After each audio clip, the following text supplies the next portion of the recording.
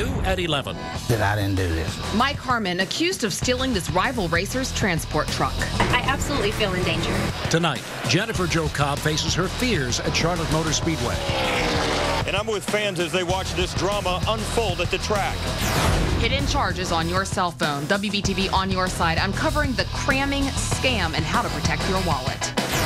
$600 million, the largest Powerball jackpot ever.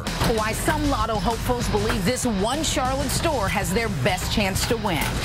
Storms moving in. I'm using Power Doppler radar to track a wet weekend. This WBTV high-definition program is sponsored by Honda Dealers of the Carolinas. WBTV News at 11 starts right now. Lightning, heavy rain, and high winds. Storms blamed for deadly tornadoes to our west, now approaching the Carolinas. Good Friday night to you. Thanks for being here. I'm Molly Grantham. I'm Paul Cameron. Thanks for joining us. Just as we come on the air, there's new video of an apartment fire in Salisbury tonight. A lightning strike blamed for this. One building in flames, just a single unit damaged, and nobody hurt. From Power Doppler radar, though, here's what it looked like earlier this evening when lightning exploded over that same area. And the skies are still firing bolts right now. Eric Thomas is tracking it all, the First Alert Weather Center. Yeah, I'll tell you, most of the activity moving out at this hour, but we are concerned about more moving in again and again and again. In fact, we'll start off with your Saturday morning and show you that, well, things ought to be on the quiet side at this point, but very mild and a bit muggy as well. 67 degrees looking forward.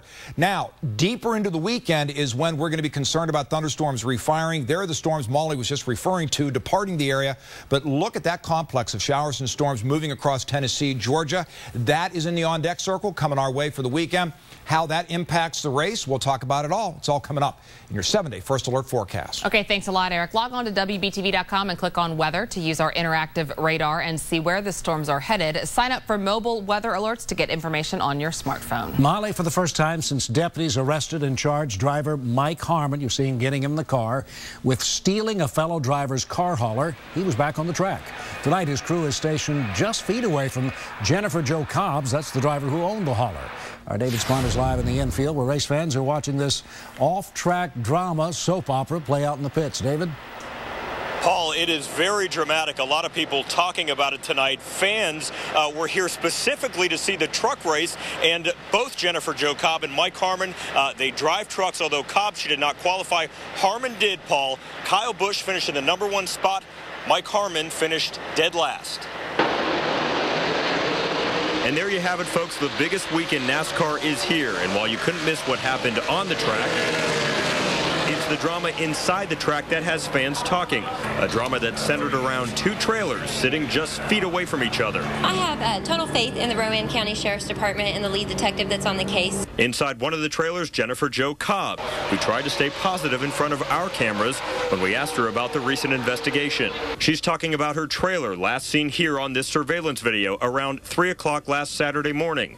Authorities say Cobb's competitor, Mike Harmon, stole it. He was arrested earlier this week but made bond and is now back on the track.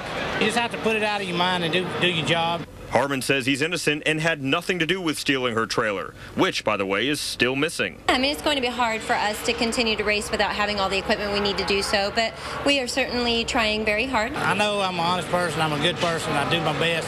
But just minutes after our interview with Harmon, deputies from the Rowan County Sheriff's Department, armed with a warrant, took his cell phone. I always believe you wait till all the facts come in and then you make a decision on whether you think someone did the right thing or the wrong thing. But in this case, there's many facts still out there, and deputies are working overtime to find out who is right and who is wrong. I was raised right, got a wonderful mom, and I'm not going to disappoint her, and that's about all I can say. I'm a big believer in God's will, so perhaps this happened for a bigger, better cause or reason. It was interesting to see their two trailers literally sitting just a few feet away from each other. You could feel the tension out here. As far as that cell phone, it's used to track GPS phone calls and cell phone messages. We're told by authorities, stay tuned when it comes to the next part of the investigation. Reporting live at Charlotte Motor Speedway, David Spunt, WBTV on your side. We sure will, David. Thank you. Some breaking news right now from New York. Two commuter trains collided outside the city tonight. 60 people hurt. Aerial video shows one of the trains with a smashed front end. This is in Connecticut, actually. Some of the cars derailed in the crash. 250 people were on board. At least 5 have serious injuries, described as critical, but so far nobody has passed away. We will stay on this. Caught on camera, CMS students in a brawl, and it was posted on YouTube. Have you seen this video? This fight happened at Rocky River High School this week. Kids going at it, mass chaos, dozens of them in a free-for-all. Some students told us many educators were involved in this hallway beatdown. Teachers were getting hit, and whenever a teacher gets put into a fight, it's out of control. I saw the basketball coach get hit and an English teacher get hit. CMS punished 4 students, but the Classroom Teachers Association told us that is not enough. Teachers are using this video as proof more security and discipline is needed. The district insists things are under control. All new at 11 o'clock. Lanes just reopened on I-77. 2 people dead after this crash. This happened about 3 hours ago in the southbound lanes between Harris Boulevard and Sunset. Wreckage and emergency vehicles blocked the interstate for much of the night. A driver lost control and plowed right through a house in University. Our cameras were there after the accident. The driver of the red SUV told us the accelerator got stuck. Fortunately, nobody hurt. Cut taxes, but by how much? Lawmakers in Raleigh cannot agree, and people on the streets of Charlotte, well, they say they just want to see something done. I just took a pretty big cut out of my paycheck in January when the taxes went back up, so anything that could cut my income taxes I'm definitely in favor for. Leaders in the State House and Senate proposing the changes, but each chamber has its own plan. The House wants to cut income taxes to 5.9% right away. Republicans in the Senate back a cut to 4.5% by 2016. Both plans include a reduction in business taxes. Democrats oppose these cuts, saying they shift more of the tax burden to the poor. Paul. Lawmakers holding hearings to get to the bottom of the tax targeting scandal at the IRS. This is absolutely an overreach, and this is an outrage for all America. The ousted head of the IRS faced a scolding on Capitol Hill today. Now the outgoing commissioner is apologizing to Congress. First and foremost, as acting commissioner, I want to apologize on behalf of the Internal Revenue Service for the mistakes that we made and the poor service we provided.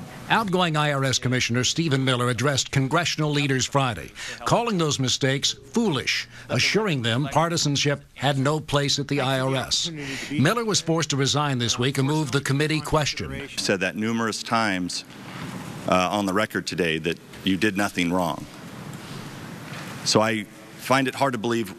Why did you resign, or why are you resigning? I resigned because as the acting commissioner, what happens in the IRS, whether I was personally involved or not, stops at my desk. What happened, Miller said, was a huge increase in the workload, not the deliberate targeting of conservative groups. This is a problem of the IRS being too large, too powerful, too intrusive, and too abusive of honest, hard-working taxpayers. A report on the controversy uncovered a faulty policy to disqualify groups from getting tax-exempt status.